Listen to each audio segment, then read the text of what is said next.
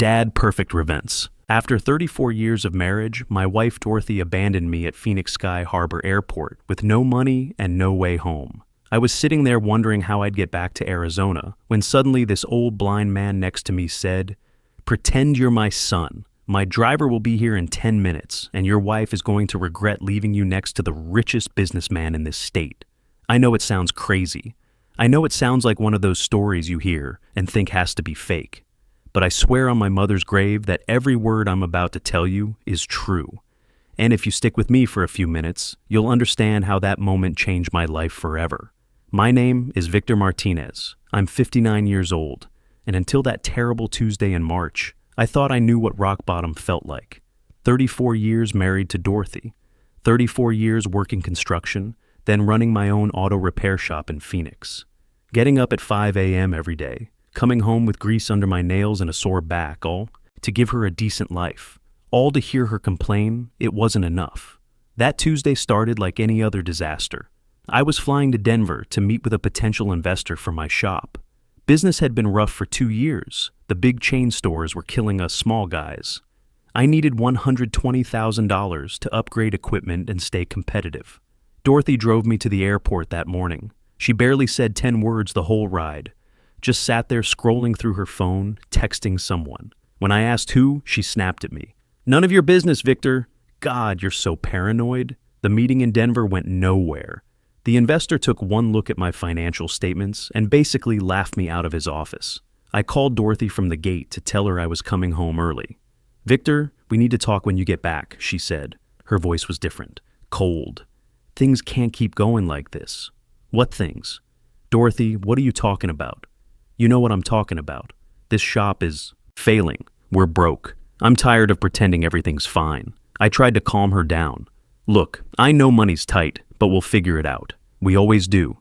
"No, Victor, we won't. Some of us are tired of living paycheck to paycheck because you're too stubborn to admit you failed." The line went dead. When I got to the check-in counter 20 minutes later, they told me my return ticket had been canceled by the passenger. That's when I checked my phone and saw the text. "Victor, I can't do this anymore. I've taken what I need from our accounts to start over. Don't try to follow me. It's over." I stood there staring at that message like an idiot. Our accounts. Plural. She'd cleaned us out. I had $23 in my wallet and 2 maxed out credit cards. Denver to Phoenix is 1,200 miles. I was stranded. I found a bench in the departure area and just sat there. 59 years old, broke, abandoned by the woman I'd given everything to. I put my head in my hands, and for the first time since my dad's funeral, I cried. That's when I heard the voice next to me. "Excuse me, son." I looked up. There was this older man sitting about 6 feet away. Had to be early 70s, wearing an expensive suit, dark glasses, and holding a white cane. A blind man. "You talking to me, sir?" "Yes, you." "I heard your phone call, and I heard you crying. I'm sorry about what just happened." I wiped my eyes, embarrassed. "Thanks, but I'll be okay." "No, you won't be okay, not right now. But you might be if you listen to me." Something in his voice made me pay attention. Calm, confident, like a man used to being listened to. "I need you to do something for me. When my driver gets here in a few minutes, I want you to pretend you're my son." I stared at him. "Pretend to be your son?" "Sir, I don't understand. My name is Nelson Crawford, and if that name sounds familiar, it's because you've probably seen it on buildings around Phoenix. I own Crawford Auto Parts, among other things." Crawford Auto Parts. Hell yes, I knew that. A name, biggest auto parts distributor in the Southwest. This guy had to be worth hundreds of millions. "Mr. Crawford, I appreciate the thought, but I can't." "You can, and you will, because your wife just made the biggest mistake of her life abandoning you like that, and she deserves to see what she threw away." Before I could argue, I heard footsteps approaching. A man in a black suit walked up to us. "Mr. Crawford, sorry for the delay. Terminal traffic was murder." "No problem, Eugene. I'd like you to meet my son, Victor." "Victor, this is Eugene Rodriguez, my attorney." He was in Denver on business too. Eugene looked confused for a split second, then recovered. Guy was a professional. "Nice to meet you, Victor. Your father's told me a lot about you." Nelson stood up, and I found myself helping him. "Eugene, Victor's going to be working with us from now on. Father and son, rebuilding the family business together. We walked to a black Mercedes SUV parked in the pickup zone. Eugene held the door while Nelson and I got in. The interior was all leather and wood trim, smelled like success. As we pulled away from the airport, Nelson spoke quietly. "Victor, I'm going to ask you something personal. Do you know anything about cars? About running a business?" "I've been fixing cars for 30 years, sir. Owned my shop for the last 12. "And how's business?" I thought about lying, but what was the point? Terrible. That's why I was in Denver. Needed an investor to stay afloat. Nelson nodded. "The auto repair business is changing. The shops that survive are the ones that adapt. The ones with connections to reliable parts suppliers, quality equipment, proper financing." He paused. Things a partnership with Crawford Auto Parts could provide. My heart started pounding. "Mr. Crawford, why would you help me? You don't even know me. I know enough. I know you worked hard your whole life. I know your wife abandoned you when you needed support most. And I know something about being alone." His voice got quieter.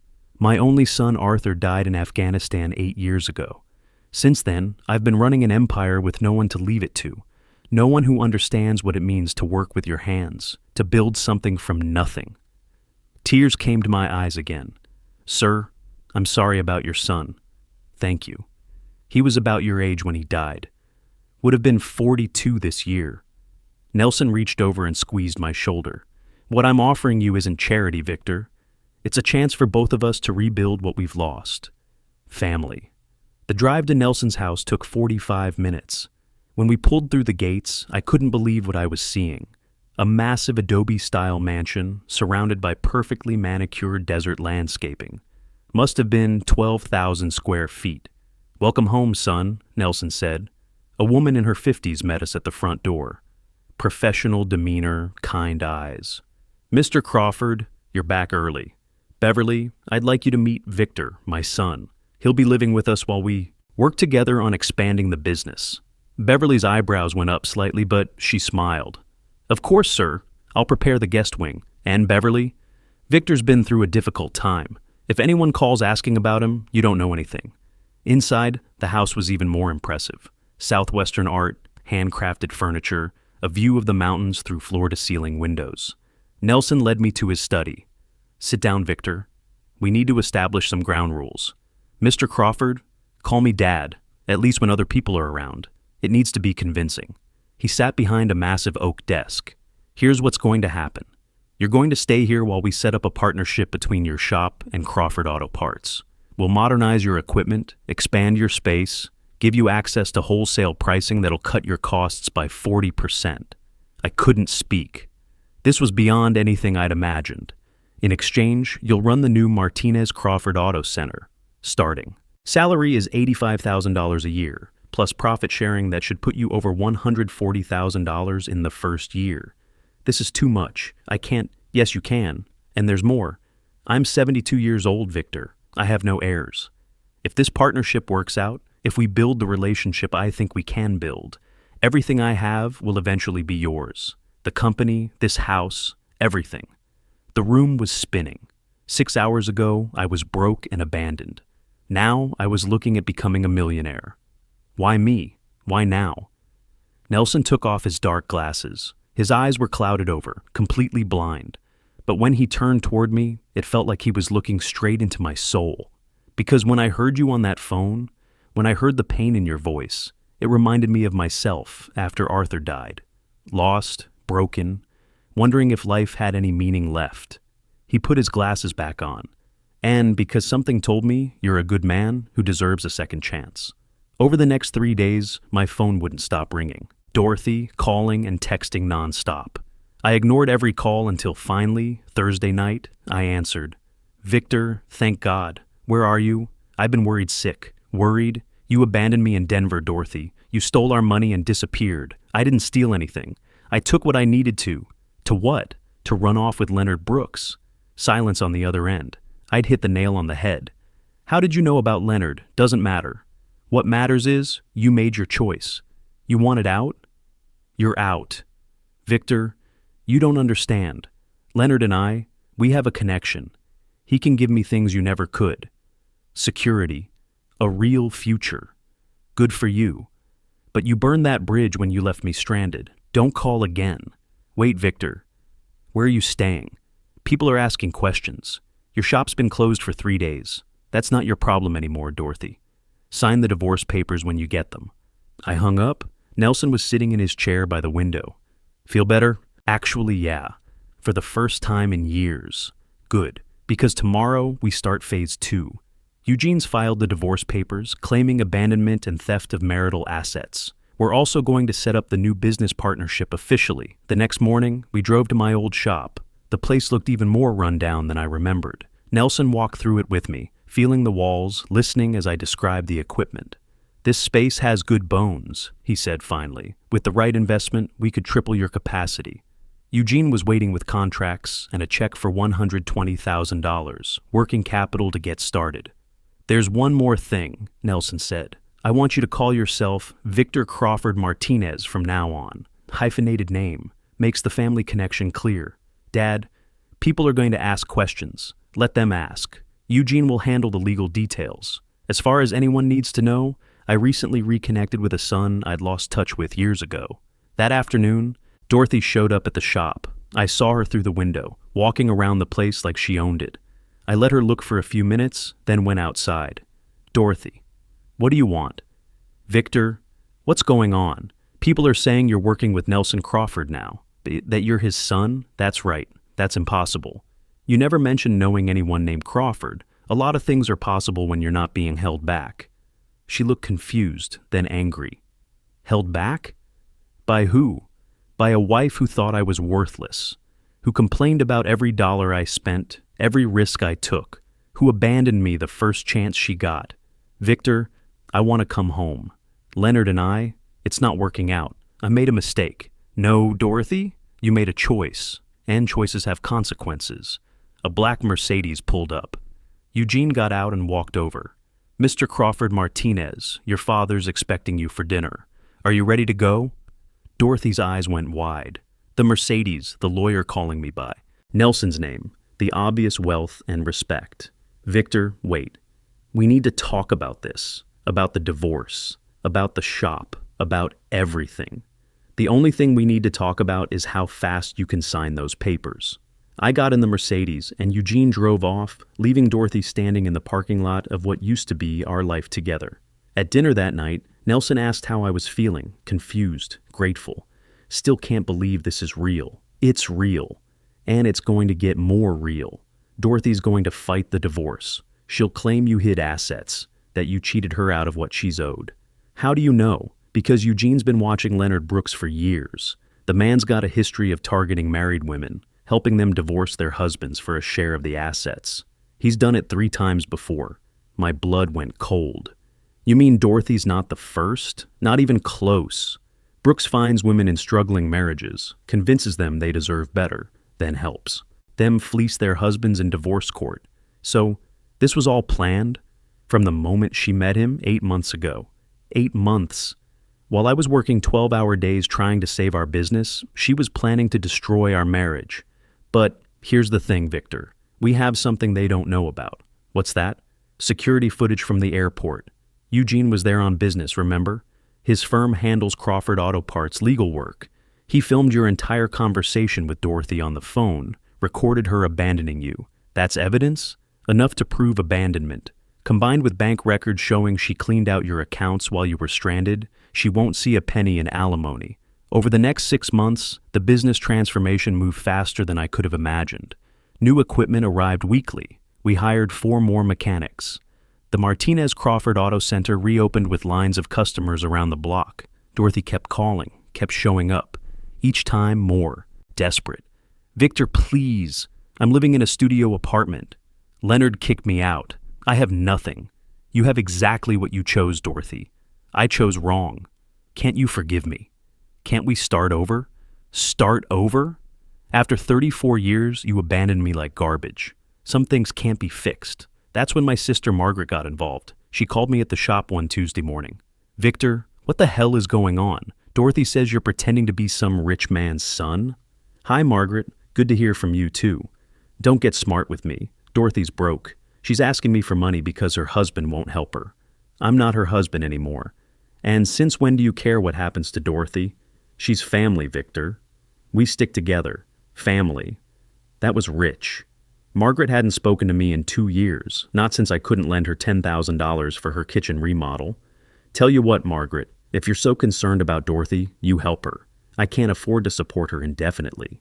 You need to do the right thing. I am doing the right thing. I'm building a life with people who actually care about me, people who care about you. Victor, wake up. This Crawford guy is using you. Rich people don't just adopt middle-aged mechanics out of the goodness of their hearts. Maybe not, but they also don't abandon them at airports. A week later, I got a call from Eugene.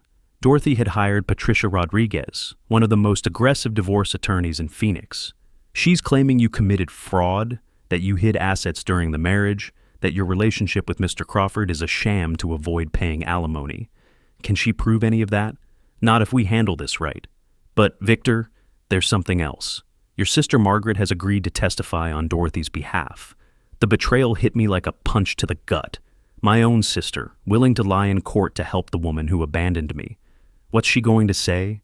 That you were an abusive husband, that you isolated Dorothy from her family, that you planned this whole thing to cheat her out of a settlement. That's all lies. I know, and we can prove it. The divorce hearing was set for a Friday morning in November. Nelson insisted on coming with me. You don't have to do this, Dad. It's going to be ugly. That's exactly why I need to be there. You're my son now. Family supports. Family. The courtroom was packed. Dorothy sat at the plaintiff's table with Patricia Rodriguez looking like a victim. Margaret was in the gallery, glaring at me like I was the devil himself. Patricia Rodriguez spoke first. She painted me as a manipulative con artist who'd seduced an elderly blind man into a fake adoption to hide assets from my wife. Mr. Crawford Martinez claims to be the adopted son of Nelson Crawford, but there's no evidence this relationship existed before Mrs. Martinez filed for divorce. The timing is suspicious at best, criminal at worst. Then she called Margaret to testify. Miss Porter, how would you describe your brother's marriage? Troubled. Victor was always angry, always blaming Dorothy for their problems.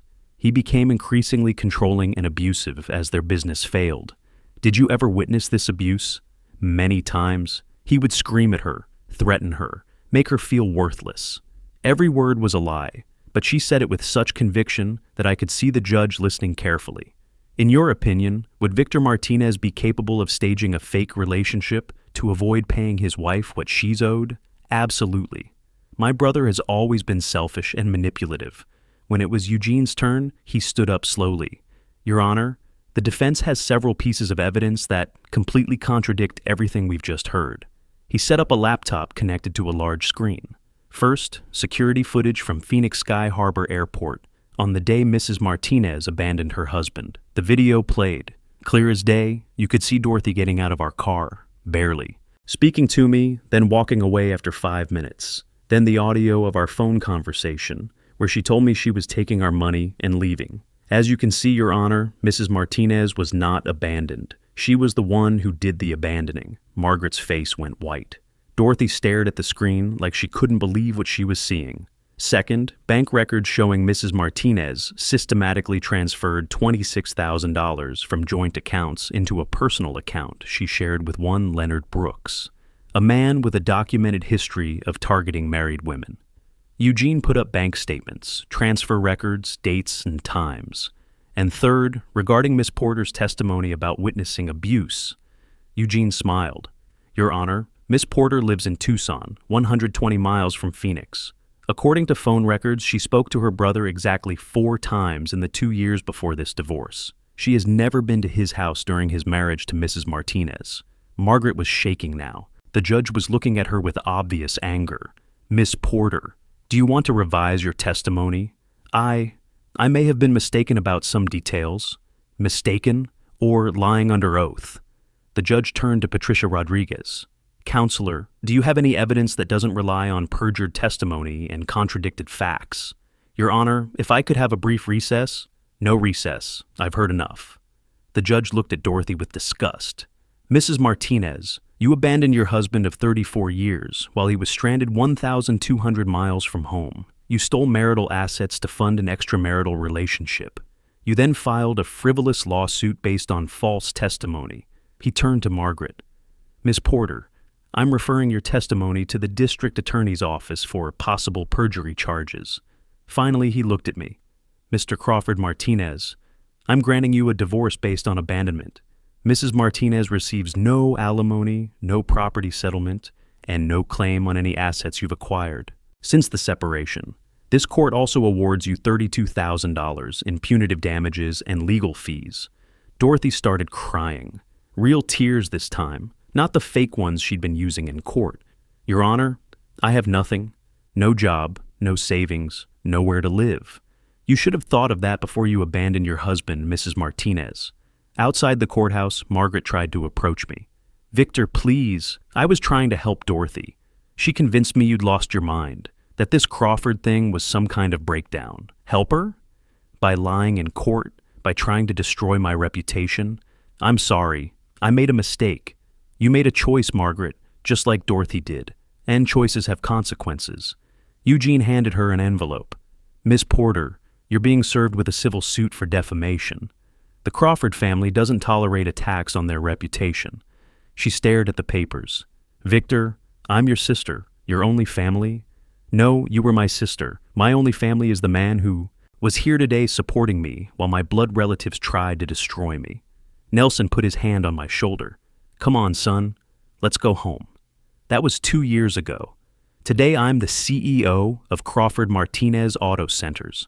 We have 3 locations across Arizona, annual revenue of $6.8 million, and 28 employees. Nelson officially adopted me last spring. When the judge signed the papers making me Victor Crawford Martinez, I cried like a baby. So did Nelson. "Now you're legally my son," he said, "and I'm legally your father. You were always my father, Dad." From that day at the airport, Dorothy works as a cashier at a Walmart in Tucson. She's living in a 1-bedroom apartment, driving a 15-year-old Honda. Leonard Brooks dumped her the day after the divorce hearing and moved on to his next target. She sends me birthday cards every year. I throw them away without opening them. Margaret was convicted of perjury and sentenced to 200 hours of community service. Her husband Harold left her after the trial. She lost her real estate license and now works part-time at a call center. She sends me Christmas cards every year. I throw them away without opening them. Last month, I was back at Phoenix Sky Harbor on business. I walked past the gate where my life changed, sat on the same bench where I met my real father. A young couple was arguing nearby. The woman was yelling at the man, calling him a failure, a loser. The guy looked broken, defeated, just like I did 2 years ago. I walked over and handed him my business card. "If you ever need a job, call me. Everyone deserves a second chance." As I walked away, I thought about that terrible Tuesday when Dorothy abandoned me. At the time, it felt like the end of my world. Now I know it was actually the beginning of my real life. Every morning, Nelson and I have breakfast together, planning the day's business. Every evening, we sit on the back patio watching the sunset over the mountains, talking about Arthur, about family, about the empire we're building together. He's teaching me about his other investments, real estate, technology stocks, energy companies. When he's gone, I'll inherit an empire worth over $180 million. But more than that, I inherited something money can't buy. I inherited a father who chose me, not because he had to, but because he wanted to. Sometimes the worst thing that happens to you turns out to be the best thing that ever happened to you. Sometimes losing everything is the only way to find out what you're really worth. My name is Victor Crawford Martinez. I'm 59 years old, and I learned that family isn't about blood. It's about who's there when you have nothing left to offer except your heart. That blind man at the airport couldn't see with his eyes, but he saw exactly what I needed, a father, and I gave him exactly what he needed too, a son. Today we run a $6.8 million business together, but more than that, we built something money can't buy. We built a family that chose each other instead of being stuck with each other, and that, my friends, makes all the difference in the world. The people who abandon you when you're down often reveal themselves as the biggest blessing in disguise. They clear the path for those who truly deserve to be in your life. Sometimes you have to lose everything you thought mattered to discover what actually matters. And when you rebuild from nothing, you build it right the first time.